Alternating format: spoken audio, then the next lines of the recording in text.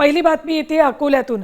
अकोट नगरपालिकेत भाजपने स्थापन केलेल्या अकोट शहर विकास मंचला जिल्हाधिकाऱ्यांनी मान्यता दिलेलं पत्र समोर आलंय।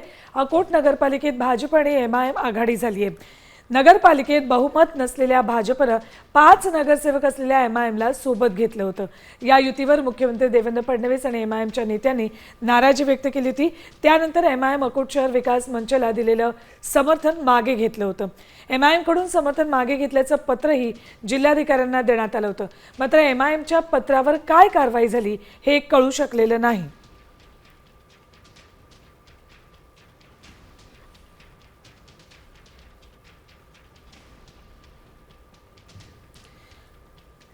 अपडेट्स घेऊयात आमचे प्रतिनिधी अक्षय गवळी यांच्याकडून। अक्षय, काय अपडेट्स येतात या प्रकरणात?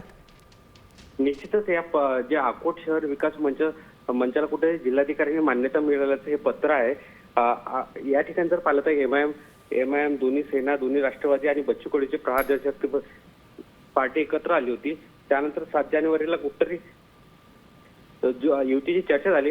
या युतीवर भाजपचे देवेंद्र फडणवीस असेल, एमआयएमचे नेते ओवेसी असेल प्रचंड नाराज झाले होते।